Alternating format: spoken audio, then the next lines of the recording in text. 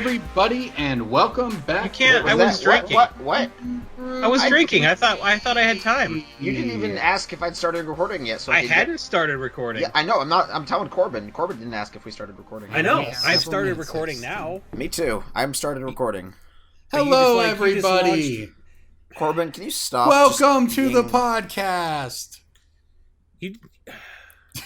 Whether we want to start or not, I think it's just happening. Corbin's just decided to start the podcast, and we're just along for the ride. Well, he was here early, which is mind-blowing in of itself. It's weird. I was just trying to. Is your kid okay? Did you just feed him a handful of Benadryl? Marianne. Well, like our normal recording time is 10:30 p.m. EST. And then Corbin's like, how about 10:15 p.m. EST? And I was like, who are you? And why did you kidnap Corbin Hostler? And why are you wearing his skin as a mask? I had an interview with somebody scheduled tonight, so Marianne did bedtime. And then 10:05 or something, he's like, I'm ready to go. And we're like, Jesus Christ. I'm ready to go. I got Get off the Ritalin, man. It's not. It was baffling. It was a baffling turn of events. So this week we've got some stuff on tap. We've got a guest that might show up. It's going to be a call-in if it happens. So you're going to find out along with us. Jason also went to a Magic event for the first time in. What's the last GP you went to before Detroit, Jason? Detroit. How many last year? It was last year's Detroit, Corbin. Once a year event. Last year's Vegas. No, Vegas. Detroit was like August last year, so I guess it was last year's Detroit. Oh, there you go. So it's been 11 months. I don't like Grand Prix. Except Indy. 2 hours away. I won't go to Indy because that's 4 hours away. I should go to every GP within 4 hours, which is Milwaukee, Indianapolis, Detroit, Columbus, and Toronto. I should realistically do those. You're 4 hours from Toronto? Ish, if I leave for my mom's in the morning. Sure. I heard you had a pretty nice stay in Detroit, DJ. You were in what one might call a 4 to 5 star hotel. I mean, our hotel was actually nice. It's just the surroundings that were. No, yeah, I can't tell if you're being sarcastic, but like the hotel we stayed at was actually very nice. But I'm just talking about the picture you sent us. Yes, which no, was I get that. It's nice. just like it was like everything. It was the anti-Seabear circle from SpongeBob, right? Where like you have this tiny, minute area of safety, and then everywhere around you is just murder and death. That sounds like my high school and college that I went to. It's not even murder and death. They're just demolishing all those buildings. Yeah, it's actually like... He was a couple blocks from Cobo, which is like right next to the Joe Louis Arena, which was just demolished, which I'm not a Red Wings fan, that's but still sad, seeing the right? Joe demolished was sort of sad. Even I recognized, you saying that. That's sad. Plus having an arena named after a civic hero and then changing it to an arena named after the world's shittiest pizza chain that has a Kid Rock restaurant inside. Man, maybe not all gentrification. What is it named good, after? Guys. What's it named after now? The Little Caesars arena. Oh, you're right. That is actually the worst. It's so bad. It's so bad. I like how Corbin gets to feel superior to exactly one pizza place. Well, he eats Domino's and he's like, "This is the highest quality." If you eat Little Domino's, Caesars, you you can't look disgusting down rat. on people who eat I Little don't. Caesars. I don't look down on people who eat Little Caesars because when I have people out to my house to do like work days for sorting cards, I tell them I'm going to get them gourmet pizza, and I show up with Little Caesars. So you're just the worst. I give them free pizza. I have sorters get home cooked meals from Emily sometimes. Oh man, I haven't thought about that. Do they deserve that? Yes, they're human beings, Corbin. They're just card monkeys. I wouldn't feed a dog Little Caesars. But I wouldn't feed a dog any pizza because they're going to. That's a soundbite. That's a soundbite. That's Corbin's grab them by the blank. They're just card monkeys. Just play. That's what I just need people to sort the cards and put the pictures together. It's just LGS talk, man. You could literally train a monkey to do it, and the monkey would complain less. Now, the monkey would list Chronicles cards as antiquities on eBay. Well, that might be worth it because they'd complain less. Anyways, yeah, Detroit actually I think is going to be one of those cities because it got, Detroit for so long was so bad or whatever. But honestly, now it's just they're tearing it all down, and it's going to end up nice again. It's going to get completely gentrified or whatever the term is. I mean, it's going to be sad in a different way in a few years. Yep. Anyway, so what about you at the GP, Jason? What did you actually do? Did you play Magic? I played EDH the whole time. He played my commander deck. That kind of counts. Did you really? Then I went to a friend from law school's house and played his Type 4 cube, which was ridiculous because it's not really a cube. It's just an excuse to cast as many copies of Booster Tutor and Summon the Pack as you can. So I think he used us as card monkeys. He says, let's play Type 4. And then we ended up opening like 50 booster packs for him. That's fun, right? Don't you love opening boosters? I think I got tricked into doing labor, is what I think. So I hate opening booster packs. Booster Tutor is a fun way to open a booster pack. That's a fun way to do it. Speaking I got to a point where I just hate packs, I will be bringing my cube to the party at GP Indianapolis. It is it's a power cube. I also have the what are they called? The little packs, the Cardamajigs. I have the Cardamajigs booster pack, so you can get that realistic feel of opening up a booster pack, and you're like, I need to pick between this test print counterspell and this non-foil Porcelain Legionnaire, because I'm not going to spend $9 on a foil Porcelain Legionnaire, guys. It's just not worth it. That cube has such a high disparity of like high end to garbage. It's like, this is an HP non-foil Blade Splicer right next to a foil Metalworker. I don't understand, DJ. What are you doing with your life? And that's just, you're just going to have to deal with that. It's stuff he took out of his Gaunty deck. I'll let you all know that, everyone listening, we actually are being responsible with your Patreon money for Indy. We had a plan for where to have a party, and then that place was enormously expensive. They wanted roughly a month worth of Patreon and... more to get what we actually wanted. We put a month worth of Patreon up our nose in the form of Adderall, but we won't do. That's just like a meme now. It's like, God, those guys snort Adderall, though.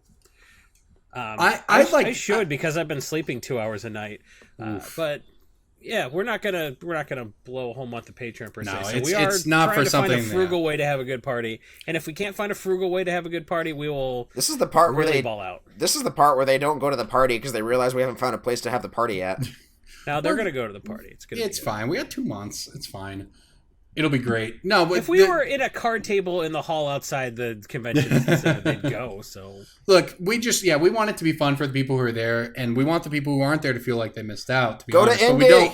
We don't want you to feel like you're being punished. Go to Indianapolis. It is a GP in a wonderful city, and it's going to have a party with free drafts and free beverages and.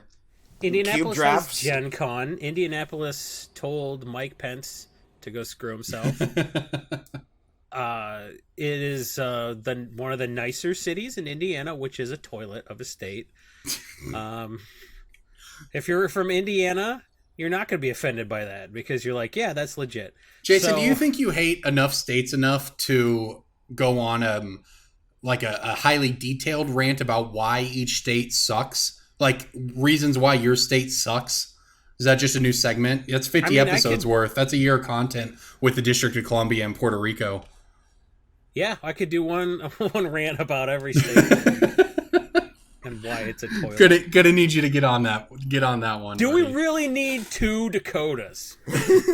We can keep 2 Dakotas, South Dakota and Dakota Fanning. That's it. All other Dakotas are redundant and should be eliminated. There you go. Anyway, so we've got not just the party going up. There's a lot coming up, and we won't get too far into it today because we've been teasing it forever. But the wheels are turning. We've got a lot of announcements. You might have guessed at some of them. You might have guessed at some of them if you're paying attention to Discord. It's going to be cool.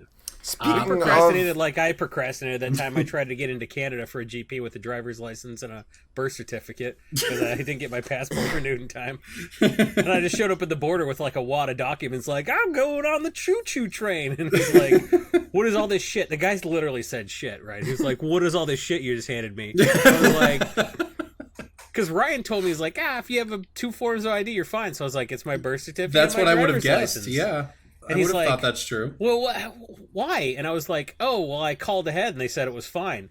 And the guy's like, did you call the Canadian side or the American side? And then I was like, oh shit, I can't lie to this guy because if I'm like, I called the Canadian side. He'd be like, okay, well, what's your phone number? I'll look up the record of that call. So God. I was like, I called the American side. And he's went, so you called the American side to ask what documents you needed to get into Canada. And I went, yeah? You're really helping the idiot American stereotype here, Jason. Yeah. So he's like, where are you going? I was like, we're we're going to Toronto. He's like, what for? I was like, oh, Magic GP Montreal. And he types the shit into a computer, like Magic GP. He types the shit into the computer. He's like, the GP's in Montreal this weekend. I was like, how does this guy know that? He was like, just Googling stuff to catch me in a lie. I was like, yeah, well, we're going to Toronto and meeting a friend. We're taking the train to Montreal. He's like, where are you staying? I was like, I don't know. Because my plan was to just get on the train and take a nap. Right, and then when I got off the train, all the Canadian people would be like, here's where we're going. Yeah, you don't have to do anything. That's how it works. I just show up in cities. I was like, I think it's at the Montreal Convention Center. He's like, what hotel are you staying at? I was like, the Montreal Hotel? Oh, my God. So did you actually get turned away at the border? Montreal? And he, like, paused for a second. He went, this word for word, he said, what kind of fucking person shows up at the border, doesn't have the proper documents to get across, doesn't know the name of his hotel or the convention center where he's going, and expects to get into Canada? And I was like, my man, you have not met many Magic players at this border crossing, have you? That sounds exactly like every Magic player. And I went, the kind of person that shows up at the border like with a passport. The average Magic player is just scrambling through their bag trying to find their passport and just hands over a scribbled out sideboard guide. Like, that is the... I have definitely handed a cop my debit card instead of my driver's license because they were in the pockets next to each other in the wallet. They're Jason's like, do you take PayPal? Do you have a Square reader? Yeah. When you hand a cop your debit card, you are getting the breathalyzer. Like, you're getting a field sobriety test. There's no way. I blew a 0.0, but yeah, I was got definitely asked to recently. step outside the vehicle. So I got a ticket this week. Did you know? Now, this might vary from state to state. Yeah. Did you know that you have to renew your tag every year? What, your registration? They don't send you a thing in the mail where like, hey, send us money, and then you send them money, and then Corbin, are you talking about your registration for your vehicle? I am. Yes, I knew that. Well, you know who else knew that? I wouldn't. Well, that cop. Actually, New York's every 2 years. But yes, I knew that. The cop who pulled me over also knew that. You know who didn't? Your wife. Because she's the adult in your house. Well, yeah. What happened is in Oklahoma, they send you a reminder every year, and then you still have to go do it. I think you can now do it online. But apparently, I just completely forgot last October. Reminder sat in a freaking 5-room and got water damaged. So I don't know. Last October, I forgot to do it, so now I have to eat a ticket and go do it. Dude. Yeah, I mean, I almost made it the whole year, I guess. But yeah, now I have to go just spend embarrassing amounts of money to correct that. And Marianne, when she asked me how much the ticket was, and I told her, she was like, I'm trying not to say anything. And I'm like, saying that means I'm trying not to say a thing is something. You're definitely saying something. I understand how you feel, but she left the freezer open twice in the past month. And all the dead rats got out. Yeah, and had to throw out everything inside. And she forgot to pay the power bill one time, and our lights got turned off. So you had to throw all the shit in the freezer away 3 times. Yeah, new segment, guys. Corbin's marriage counseling. Marital bliss. I gotta say, man, it does not sound like your relationship is going uphill right now. These are all the best part is these are all old stories too, except for the ticket. But. The wife cast was the snowball that started this avalanche. Yeah, my wife thinks it's cool to tell people at work I shit my pants one time. Yeah. And mine's like, oh, you spent $4,600 on a piece of artwork. It's your money, shrug, and then she walks away. Yeah, Marianne's great about pretty much everything, but she is annoyed. She was annoyed that I forgot to. She goes, "You didn't do that when I reminded you last year," and I'm like, "Well, Marianne, if I had, you wouldn't be yelling at me right now. I wouldn't be holding a ticket right now, would I?"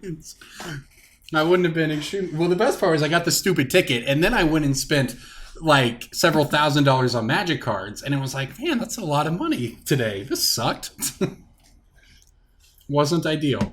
Anyways, let's move on. Let's talk. No. We're not talking about Magic yet. You moved on way far ahead because I had the perfect segue when I was talking about stealing stuff. My bad. Continue. I was going to talk about how I played DJ's sweaty Gonti deck. If you guys haven't seen this, there's pics on Twitter. JJ will post it to the YouTube. If you are interested, look at the YouTube video. Yeah, it's you should be looking at the YouTube anyway. We have lots of Easter eggs in there, but the deck is unsleeved. It's all damaged cards that DJ gets at the booth for cheap because someone's like, "Can you pay me anything on that?" He's like, "I'll give you an unrealistic number," and they're like, "He's like, I'll give you the Corbin number." And so like, yeah, all kind of like really damaged cards. So like, we're the point where you play unsleeved and bridge shuffle the deck. It's like signed Alpha Swamps, but they're so jacked. Like, they're not worth anything anymore. Everything in the deck is original set except for one Toxic Deluge. So if you're listening to this podcast and you have a Destroy a Beyond HP Commander 2013 Toxic Deluge, please DM me on Twitter. I think I have one I could rip up. They're for marked. You. The cards are marked, but like, who cares? Yeah. He like writes on his mana crypt every time he wins or loses a flip. Like, the deck is just jacked. I expected it to be really funny when people saw me playing with this monstrosity.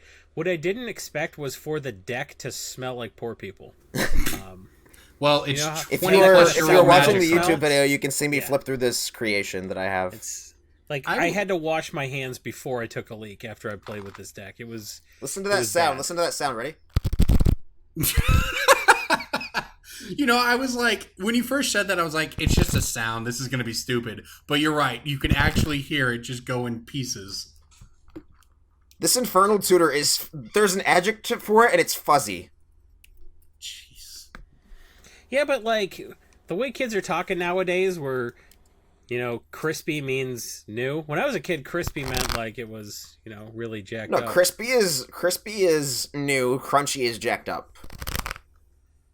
No, crunchy means you like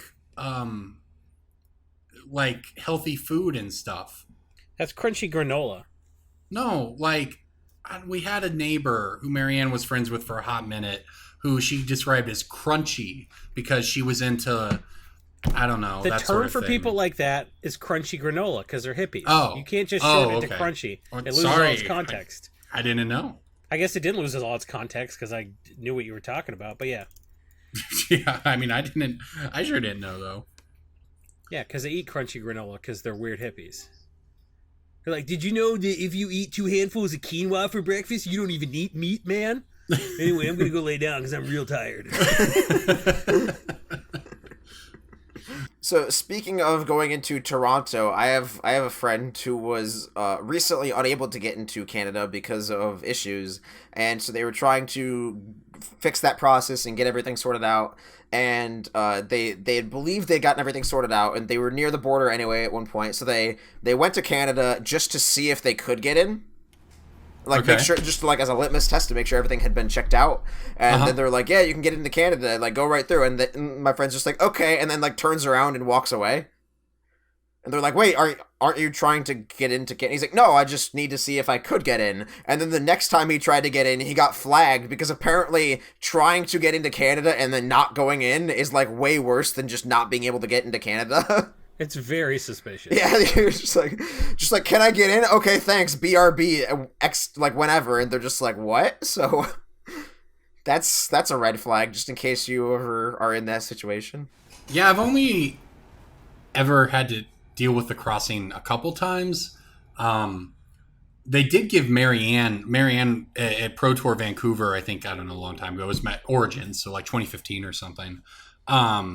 Marianne was flying up there to meet me to vacation for a few days afterwards, and she got like the 3rd degree on why she was going to a Magic tournament. And she was like, I don't even know what Magic tournaments are, really. She was legit worried that she was going to get turned away because, you know, I think most of the border agents probably just do it to screw with people. Oh, yeah.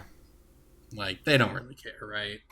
It's the best when they kind of know what you're talking about, so then you're just like, yeah, I played Mill and I lost, sorry. Because if you say that you won and you did well, that's a flag, because then they're like, oh, you won money. You got prize money? Yeah. Let me look up that butthole. Well, my favorite, I did have a guy quiz me one time on what sets were in Standard. Really? Yeah, and I had to actually think, I think it was when Dragons of Tarkir was new, and I was, I guess, going into Canada or whatever, or coming back from somewhere. But yeah, he quizzed me on what sets were in Standard, and I had to, like, I was so caught off guard. I had to think. I know a dude at the border asked me what the format of the GP was because he had it up on his computer, and I didn't know because I was like, I'm finance, I don't give a shit. But I can't be like, I'm just going to bring $5,000 in cash back across the border. So I had to guess. I was like, it's modern.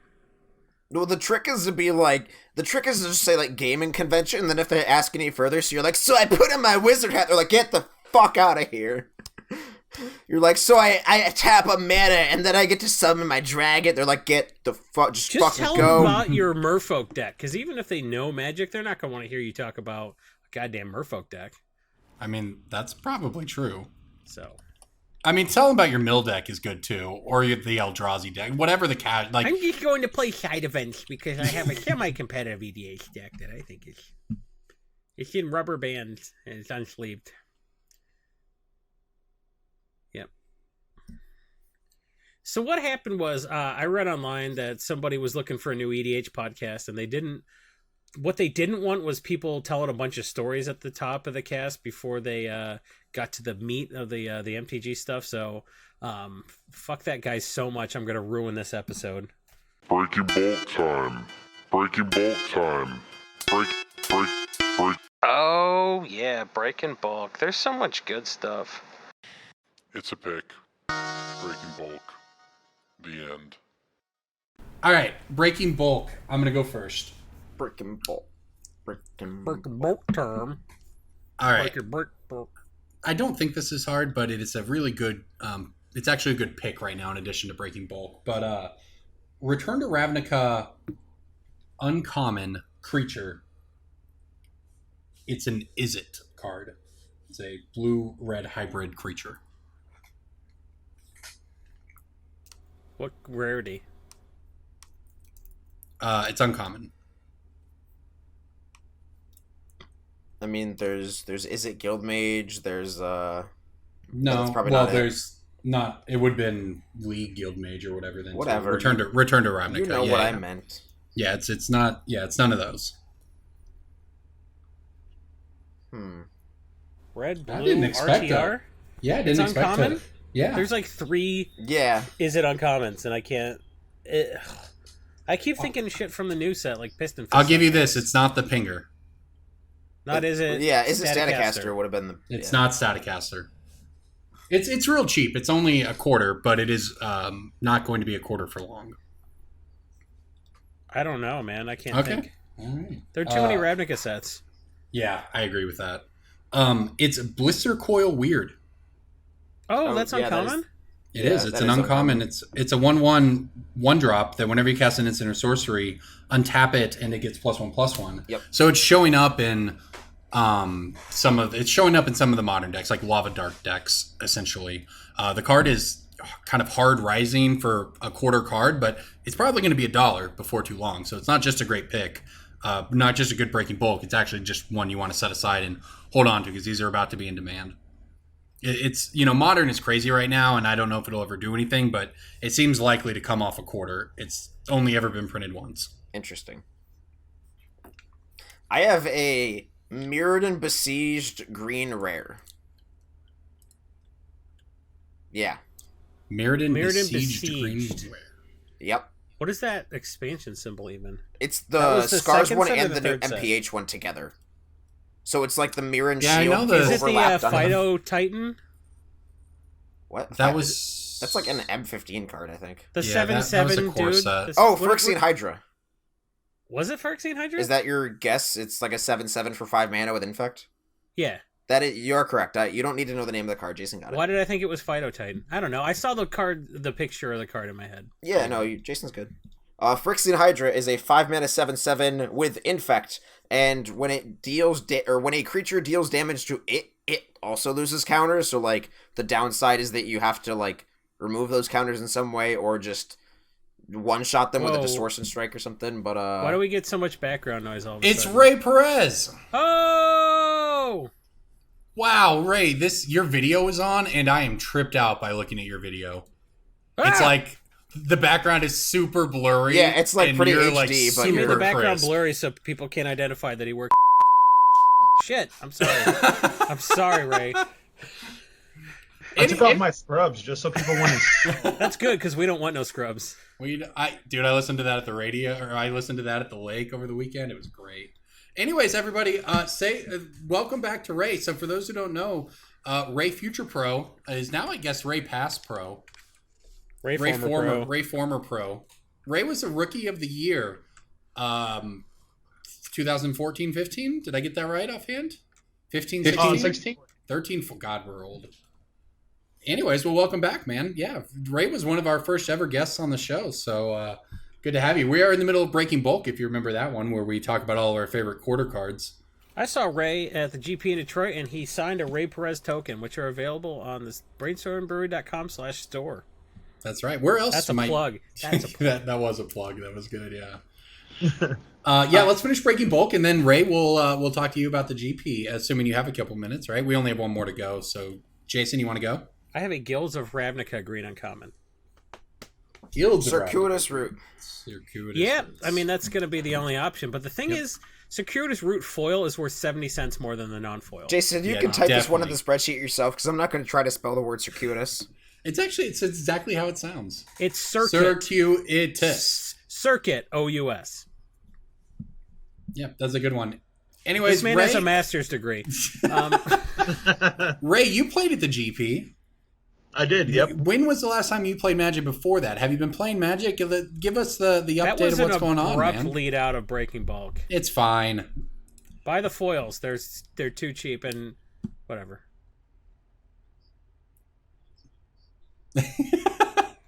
Don't let me interrupt you. Just go into it. It said speakers muted. Is that true? We can hear you. We can hear you. Okay, cool. We can hear you, and in theory, we're recording you. This is how live TV works, everybody. Especially when your producer doesn't have a way to bring them on separately from your live on-air recording. But Ray, what's up, man? This isn't the command zone, all right? We're doing the best we can with the limited technology of the era. In 10 years, we're going to look back and be like, I can't believe people had it. Well, yeah, we're doing what we have to. Have you been playing Magic? Yeah, I play a lot of Magic. 7-2 J1 of the GP, right, buddy? So didn't you go 7-2 day one of the GP? Yep. Almost went 8-1. Was very close to decking my opponent in game 2, and then probably would have possibly won/drawn in the game 3. But yeah, it wasn't too bad for only doing 2 sealed. Yeah, I'd say so. So I guess day 2 didn't go quite as well. No, I went 1-2 in both my draft pods, and I drafted 2 decks that were relatively open, red-green elementals and blue-black control, but both decks were lacking removal, and I'm not sure if that's a quality of just not having enough in the format. Maybe people take it very highly and I just didn't see any, or if maybe we just had really shallow draft packs. I have no idea. Yeah, well, I mean, so are you on Arena these days, or are you on Magic Online grind? Magic Online for the most part. Really? Mainly just because I play Urza on Modern. So, dude, you would excel on Arena, I think. You could just get on Arena and play so much limited, and then just try to qualify for like a Mythic championship that way. People would watch you stream, by the way. That's true. Especially if you do it at work in your scrubs, like you sneak into a broom closet. I'm actually in a closed area right now that doesn't open till 7 in the morning, so I feel like I'm safe right now. Just get into like a ward with like a patient just like unconscious, just stream next to them like. This dude's in a coma. Just gonna go into L&D in the triage like someone's having a baby and be like, streaming live, I just 3-2, here's the baby. No, that'd be great. You did this to me, and my opponent just did this to me. Tag for 3. That's awesome. No, I did play Arena for the first 2 months of this year when they were doing the top 1,000. Uh-huh. And I played the first tournament that qualified for top 1,000. Did not make day 2 of that tournament. And then once there was like really no incentive for the next 2 months, like I think it was April, May. Yeah. I just kind of fell off, didn't really care anymore. I hit number 1 though when I was grinding. Just casually hit number 1. You're like, I don't really care anymore. I was just number 1 ranked player in the world for a minute. Yeah, I did it for like 3 days. I checked every 4 or 5 hours at work. I would like be on my laptop, updating it, seeing if I got dropped down a spot. If so, I'd play a game. But did you get the screenshot? That's what matters. Okay, yeah. Yeah, I've talked to a number of pros who have just been like, Yeah, some months I grind hard on Arena, other months I just get to Mythic and chill, but you got to get the screenshot. That's what it's all about.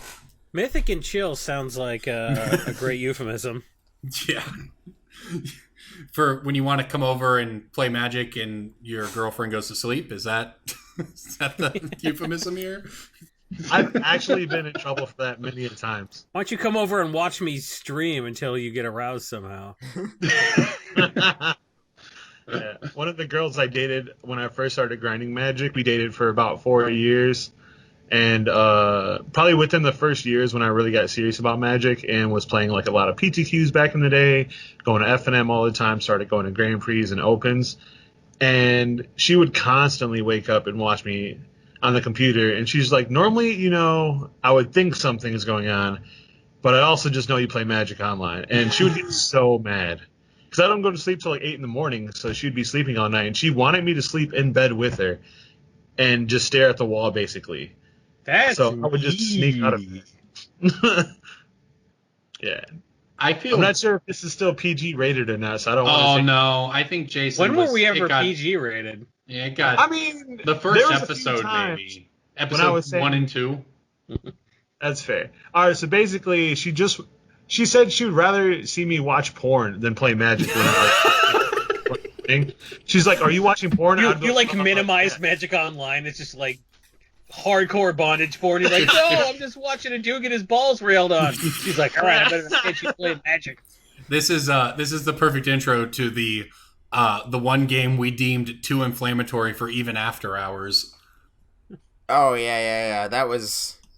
No, I was Skyping with another girl. Oh, thank God. Exactly. She just wants me to do something normal. She didn't want to see me have like Magic Online open. That game we played will be like released for our last episode when we all disappear from the internet.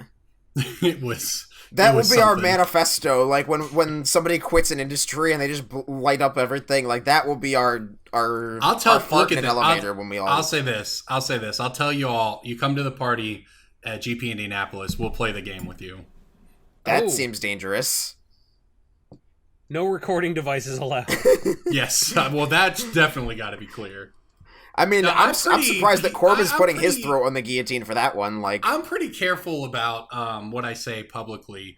When there's not a microphone around me, I don't mind having fun. People are gonna book flights for that, dude. That's good for you. See, I wasn't going to GP Indy, but now I got to. Dude, you got to go. We're gonna have a party. You can ride with me, man. I'll drive. It's getting easier and easier here. See? I'm okay with this. Yeah. I think I'm for sure going to go to Indy, and that's probably going to be the last Grand Prix. Now, you got to sit in a rear-facing car seat, but... That sounds like the best time. But you can watch my daughter's iPad, so... Dang, she has an iPad? I don't even have an iPad. Yeah, but it's more like the third parent. Or sometimes the first parent. That's how iPads work with 3-year-olds. That's true. Nice. She has educational apps, at least. She's not... Yeah, we try to like at home, we're pretty hard on like technology, but if you're in the car for 6 hours with a 3-year-old, have at it, you know? It's just a digital pacifier, and the reason parents use pacifiers is they work. Back in my day, I was driven around to go to sleep. That's one of the only ways to get Ben to sleep sometimes. Back in my day, my parents fed me a racing shot of Coors Light and a handful of Benadryl and put me in a warm car. Windows up. Jason's origin story, everybody. Yeah. The doctors diagnosed me as pathologically rambunctious, which I'm now realizing wasn't a medical diagnosis. I got a laugh out of my doctor when I went in and was explaining all my health problems to him, and he started saying, you know, could be this, could be that, and I was like, man, that all makes a lot more sense than what I had diagnosed myself. And he's like, what was that? And I was like, well, I understand, I'm not a doctor, but WebMD just told me. I self-diagnosed that turning 31 was the cause of all my problems. Since I woke up puking on my birthday, and it had been downhill since. But yeah, I got a laugh out of that. If he laughed at that, he has a subscription to New Yorker magazine. Isn't New Yorker a good magazine? Don't they have good long-form articles? They do. They do not have good cartoons. No, sure.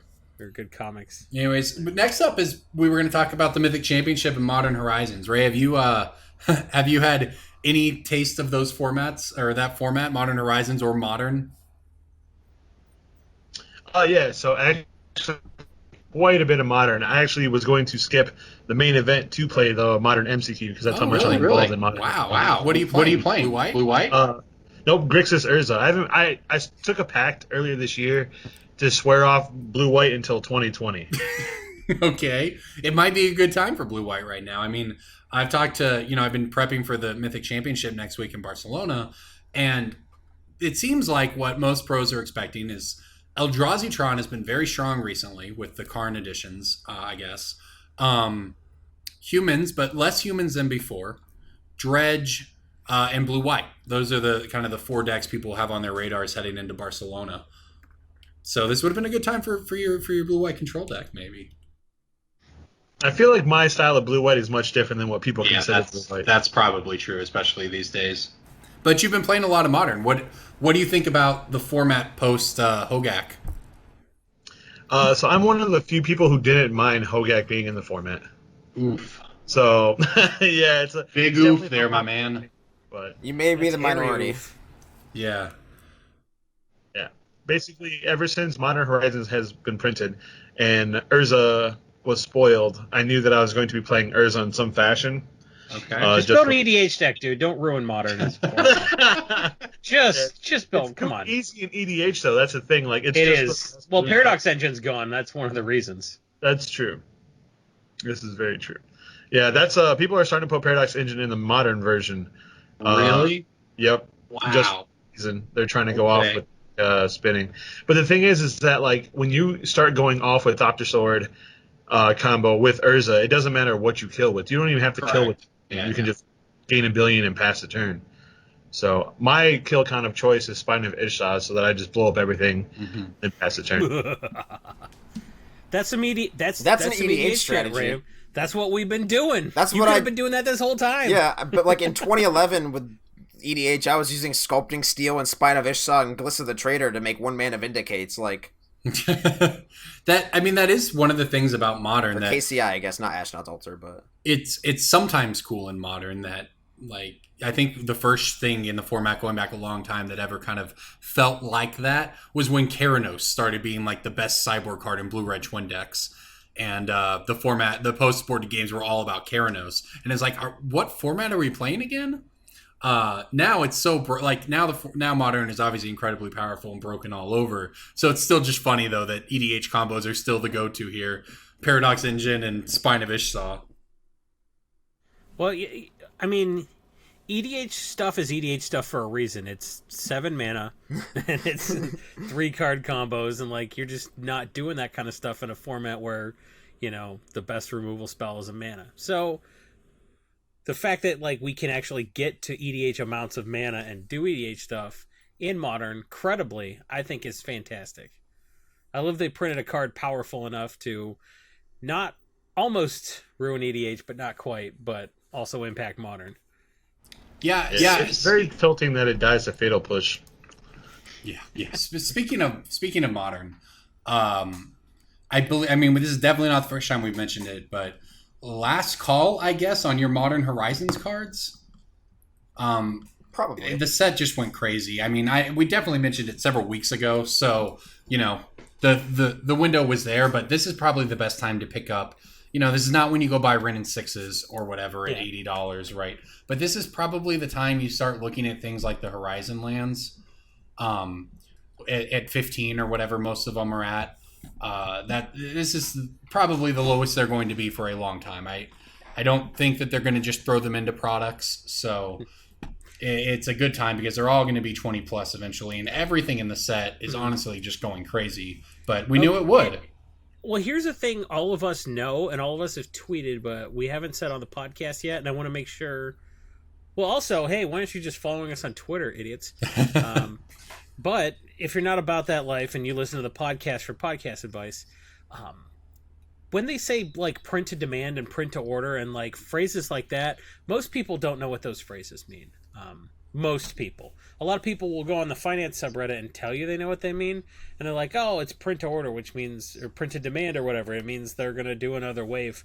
I really don't necessarily think another wave of Modern Horizons is coming, especially with like there are boxes and boxes out there. We can still buy it. Like, we can still get product from our distributor. Whether they do another wave or not is almost irrelevant, because it's not like the product isn't out there. It's that Magic moved on. Like, we're done with it now, you know? Core Set 2020 is a new hotness. They're going to announce the next set. They're going to announce it's over. Like, it's over. Modern Horizons is... Well, Modern Horizons, this is what's going to happen. Modern Horizons is the limited format at the Mythic Championship.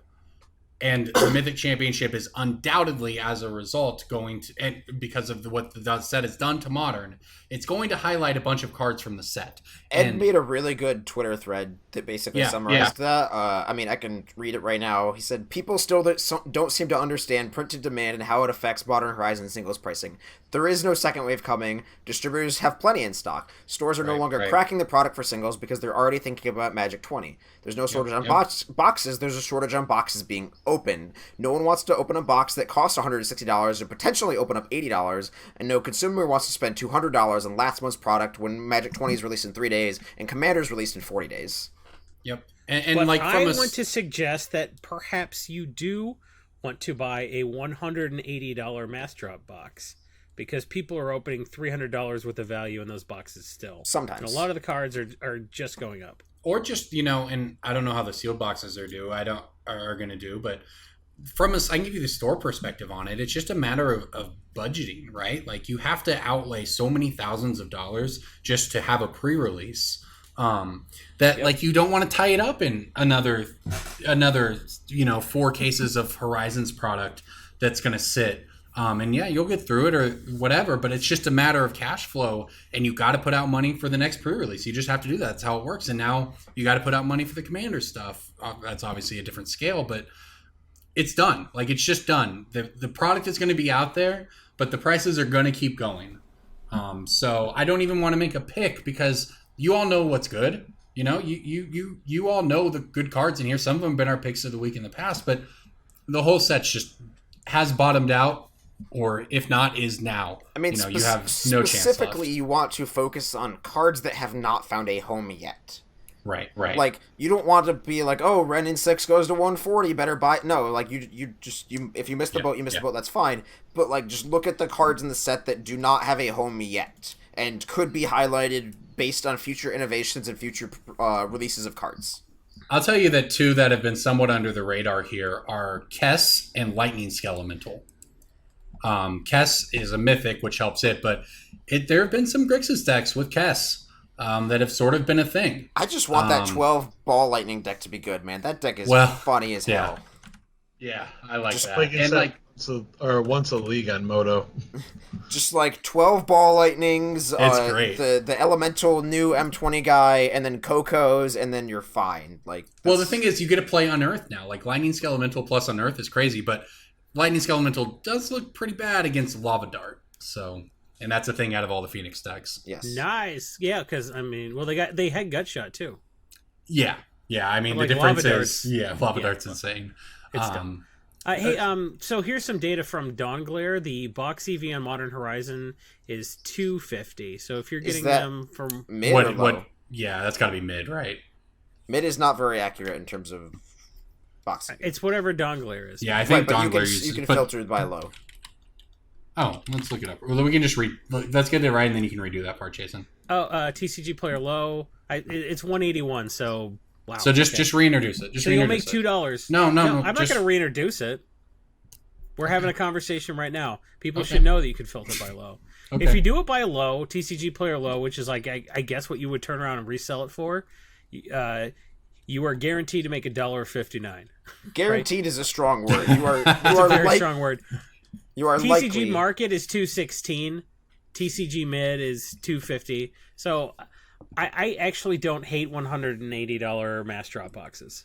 I can get behind that. Honestly, I think that's pretty good, because it's also the kind of thing. If you want to buy a Ren in 6, buy 2 boxes. There you go, Ren in 6. No kidding. Also, it's the kind of thing that if not now, next summer when people are in a lull again, or in the winter while everyone's cooped up inside, like, hey, y'all want to go in on this box I have? $30 a person, and you make $50 on your box, and you get it drafted. Because people will be like, the EV's great. I'll do it. Yeah. There's also the fact that Dawn Glare does not take into account cards under $1, and it does not take into account foils. So yeah, I mean, it's just a slight increase there. And Dawn Glare is going to get increasingly inaccurate in the future, where they have juiced the number of foils that are going to come in a box. Correct. Wait, what? What is that? Yeah, that was specific to. They did not say that was the trend going forward. It is true with M20. We do not know if it is a recurring feature. There's more foils in M20, is what you're saying. Yes, in M20, if you look at if you look under the little plastic wrap or whatever, and you see like chance of foil 1 in X or whatever, it was increased to by a reasonable percentage, basically. I don't have the numbers in front of me, but Mark Rosewater confirmed, and also if you just look at the back of a pack, it's you get statistically more foils in an M20 pack per box. You're more likely to get a foil out of an M20 pack than whatever other sets. Yep, good to know. The thing. Good to know. Back in the day, it was 1 in 120 or 1 in 100 or something. Yeah, it was 1 in 120 cards, which averaged out to 1 out of 10 packs or something. But now it's down to 1 out of 4 or 5 packs instead of 6 before. All right, Ray, I'm going to put you on the spot.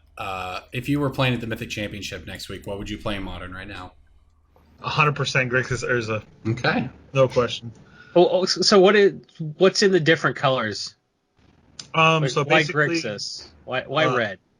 The red gives you Goblin Engineer, which I think is very crucial. I won't say who, because I talked to some of the people who are playing in it, but some of the people I know aren't a fan of the red, and so they've been trying Blue White, Esper, all these other different versions. I personally think the Goblin's insane. It just opens up so much nut draws and grinding through Blue White, for instance.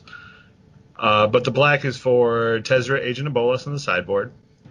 The other side of Hunter Foundry. Mm-hmm. And then I am a huge advocate of Dead of Winter. I think it's one of the best sweepers in Modern now. Wow. Okay. I haven't heard that, actually. That's one of those cards that was pretty neat when people saw the design. It gives creatures -X, where X is the number of snow permanents you control. Is that correct? Yep. Yeah, keyword permanence. And most people think it means snow lands, but the Astrolabe is a permanent. And Astrolabe is it's Astrolabe foils are Astrolabe has completely reshaped Pauper for what it's worth. Dead of Winter Dead of Winter is $1 for what it's worth, everybody. So $10 foils, but $1 retail. So if you're looking for a cheap spec on Modern Horizons here, it's one to keep in mind. Well, the set's real top heavy with a lot of the value being concentrated in Mythics. Yeah. And I don't necessarily think that some of the stuff like Hex Drinker might not necessarily maintain that, and I think some of that value's got to drip down to some of the rares. Yeah, if you're going to maintain all of the Horizon lands. And well, I mean, Sarah the Benevolent, which is the swords.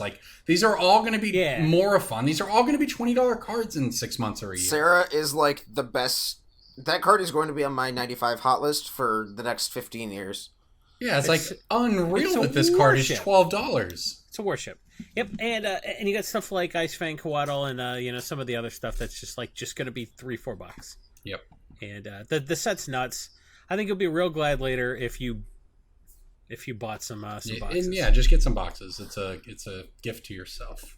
Speaking and you know what? We didn't even we waited until we had a lot of data. We could have guessed a couple weeks ago, but we didn't. But it's not too late. Well, I mean, I think I made Sarah my pick of the week a few weeks ago. We knew what was going to happen. It's just now it's starting to happen, right? If you're not on the train now, you're not going to get on the train. Speaking of buying Magic cards as speculation, it's time for pick of the week. Pick of the week. Pick of the week. Pick of the week. Pick of the week. Pick of the week. Time for the pick of the week. Ray, Dead of Winter, if that's your pick of the week, that's a pretty damn good That was a good pick of the week if that's what you want. Sure, I'll go with that. I like that one. Yeah, I haven't touched anything in Standard, so I couldn't give you any insight at all. Well, that's Standard's dead, right? Standard's actually really cool. Maybe you'd pick Knight Bush and Night Prowl Ambusher or whatever the Simic Flash deck is taking over standard right now. Night Bush, huh? I don't know what it's called, man. Night Pack Ambusher. Night Pack Look, I had some of the right words in there. Night Bush Ampacker sounds like the dirtiest Magic card ever. Yeah, I mean, fair. All right, who wants to go next? I mean, I have a pick, but if you're scrambling for one, I can go next. I'm just trying to figure out if I should make Plague Engineer my pick or not. The card has... Do what?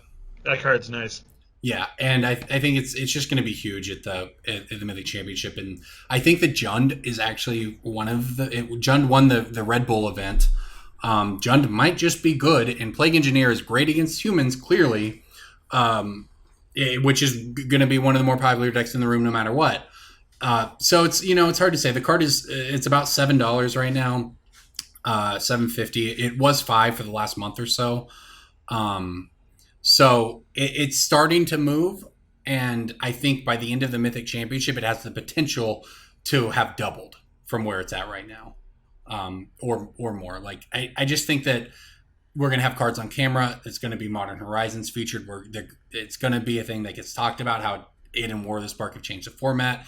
And of the two, there's just a lot more upside in Modern Horizons. So I'm going to go with Plague Engineer. Okay. What you got, DJ? Jason? Jason, do you have one, or do you want me to go? I have one. I come prepared to this podcast because I'm professional.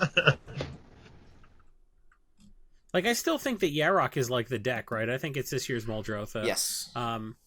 For whatever reason, it's being built so much more. It's the number 227 it's commander so of all time open-ended already. Yeah, but like it seems a little bit solved. So right, I think the staples. It's open-ended, but also it pushes you in a very specific direction. But that specific direction has like 9,000 cards.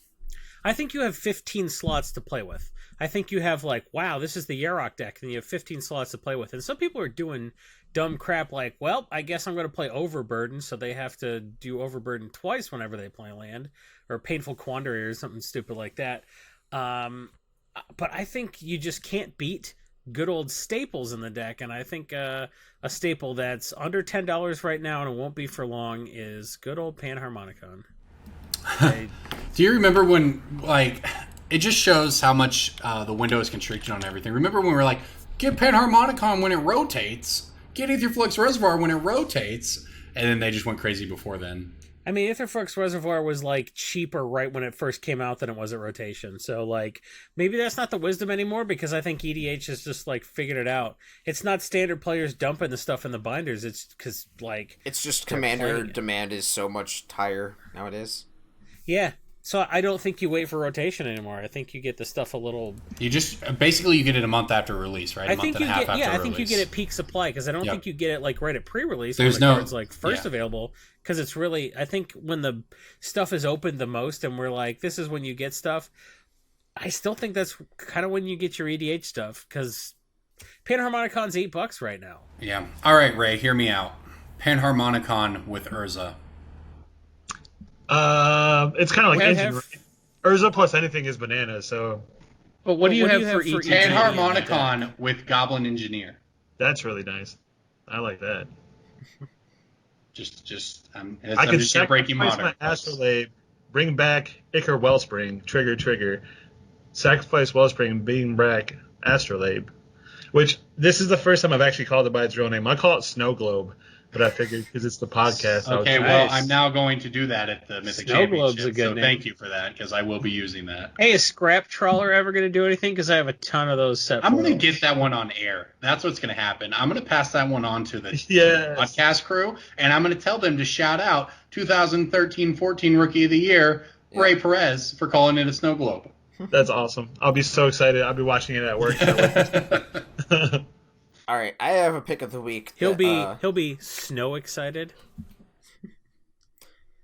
My pick of the week is a M19 Mythic Rare that has gone from 20 to 19 to 18, and now it is 5. And nobody is going to open up another pack of M19 until the Heat Death of the Universe. So Sarkon Fireblood says all of your casual gets mana, all of your casual does the thing, and it's a 3-mana planeswalker that ramps into all the Dargons and Dragons and Lizards and Fire Breathers and Wyverns you can imagine. So that's hilarious. It's actually half the price of the intro deck one. Yeah, right. Like it's just a 3-mana planeswalker, and casuals want to play 6-mana dragons. They want to play their Lathnesses and their Hellkites and their Bogardens and whatever. Like Sarkhan is just a thing. It's Dragon Speaker Shaman, but it looks cool, and it's a guy with a big staff and glowy eyes. Like it's just great. I want to buy all of them, and then just like resell them in a year and a half or 12 months when they're 10, 13. That card actually spiked from 10 to 20 when it first came out. Because standard, you could let you cast Nicol Bolas. Yeah. But I mean, it's down, and nobody's thinking about this card, so. Yeah. All right. Well, anything else you guys want to touch on before we get out of here this week? Did you guys talk about the GPs? We did that at the beginning. How was your GP experience? That besides what we touched on earlier. Overall, it was about the same type of experience I normally have, minus some friends. Only a few of the people I used to grind GPs with from like the Chicago area and stuff came out, versus like seeing like the Germans and the people from Cali. They have. I've been talking. This is a conversation I've had a lot with pros. They are moving. They basically forced players by virtue of removing the incentive structures and coverage and everything from GPs.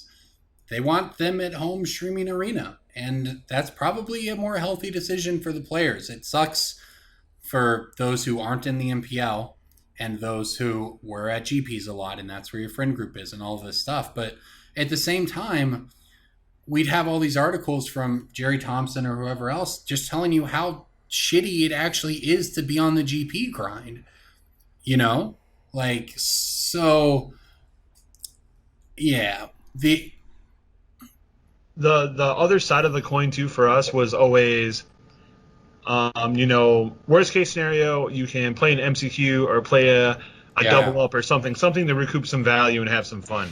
And now the prize wall tickets, I don't know if it's been like this for a while because I haven't played a GP in a while, but good old hospital Wi-Fi. But so essentially, one of the backup things we always did at Grand Prix was a side event, and whether it was like an MCQ or a daily double up or anything like that, to try and get some type of value out of the weekend. But now all the guys essentially got halved, and I don't know if that's a newer thing or something that's been around for a while. But I played a 3-round modern event right after the last round of the GP. And I got 5 Modern Horizons packs, which isn't bad, but that's almost not even worth my time or even a good experience, So. Yeah, I should be able to speak to this, given that I work for Channel Fireball, but I don't know the details or any specifics of anything like that for CFP events. The increase on the prize wall is a more recent thing. The prize wall has not been super great EV for a while, but it has gotten less good in the past few months. I thought they had changed the structure of the prize wall, but also changed the cost of things. That is true, and it is worse. Yeah. I see. Yeah, a lot of people that I talked to just in Michigan, whether it was like my casual friends who came from Popper or my more competitive friends who are just like, I'm just essentially the message is no one's going to Grand Prix anymore. They're just going to go to Opens. And a lot of it, I think, has to do with not even just the Grand Prix experience not having coverage, but just the side events aren't even worth it. Because, I don't know. It's just, me personally, I was very disappointed. Well, there wasn't anybody there, so. Only like 900 people in the main event. They got like maybe 60% of what they expected. So it was I don't know. Call it an abject failure, but like I mean, the event I'd be careful to talk about. I'd be careful to talk about what they expected because they know what their numbers are and they know how to project their numbers. We had a very good weekend. I can say that. Yeah, I don't know. I mean, GPs. It was a good weekend for me as a player. Well, there's not pros at these things anymore. They're open for everyone. It's I like seeing GP top 8s with a bunch of names I don't know. But these days, I guess if you're up and coming, you probably are supposed to be doing it through Arena. That's certainly the message that Wizards seems to be sending, is that, you know, if you want to be at the events with Day 9 and huge prize pools and 100,000 viewers or whatever, the pathway is Arena. But yeah, I mean, I think I was talking to, you know, I've talked to a lot of like people who were kind of in your position of like the silver or gold level pros who were spending, you know, however many thousands of dollars. They were losing however many thousands of dollars a year to chase the Pro Tour dream. And the only payoff at the end of it is if you happen to do incredible, you get there. That's great. You paid a lot of money to get there. Or maybe you'll get really famous and then you'll make money doing this. But honestly, like, streaming doesn't care whether or not you have a good day of variance or not. It's a healthier long-term grind for people. Yeah, but that doesn't mean a streamer don't care if they lose, but people watching tournament results don't care about the people that didn't top 8. Right. And yeah.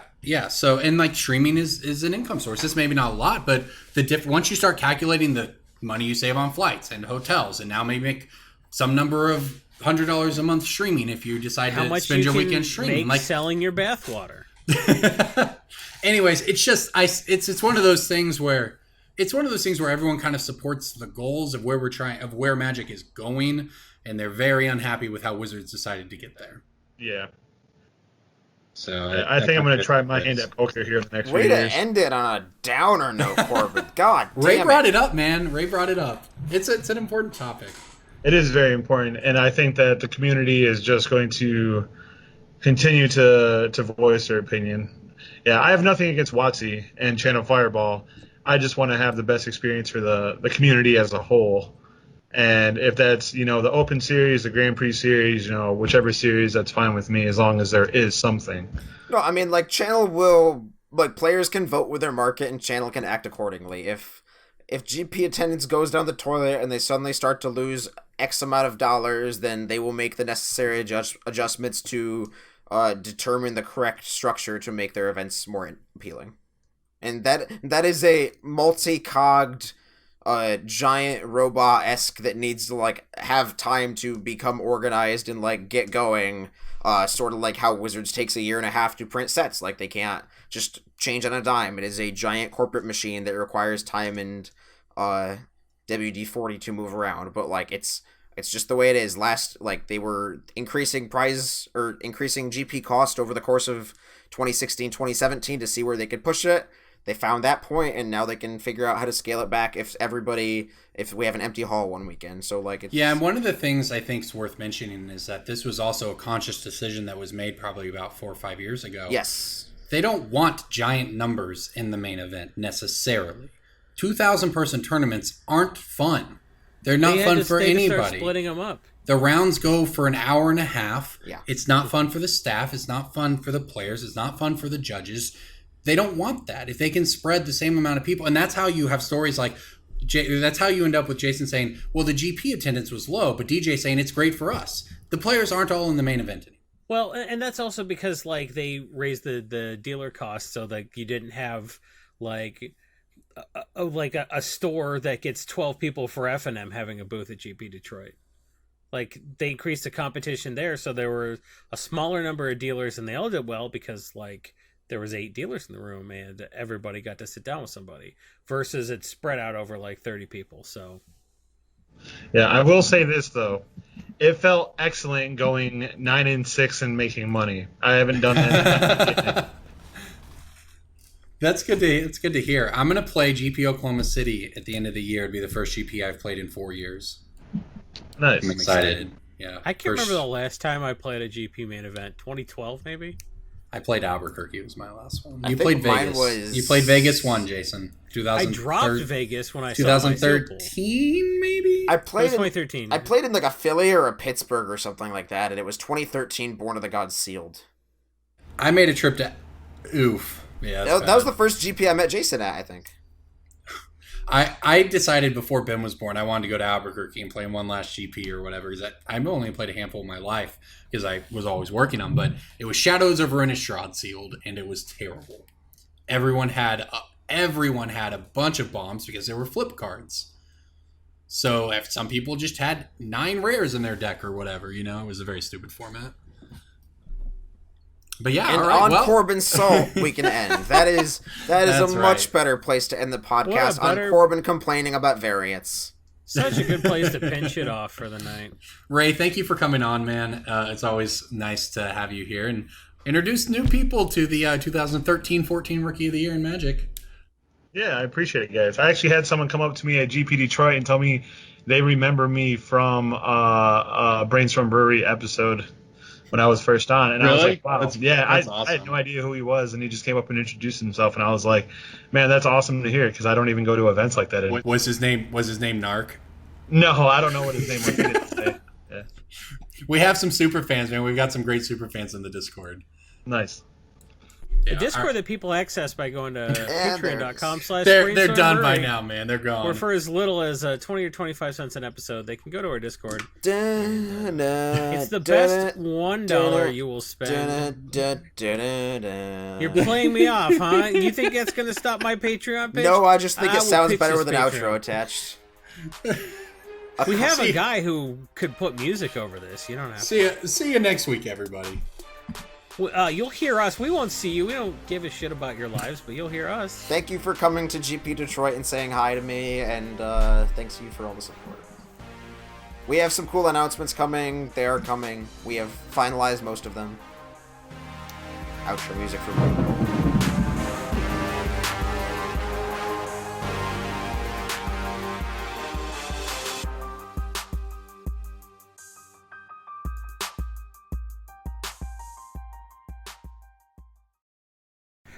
We did some stuff. We just want you to know, we don't have anything concrete to say, but we have been doing things that we didn't used to do. We have become a professional podcast. We've made some plans. We've executed those plans. Things are in motion. Synergy. There's the buzzword.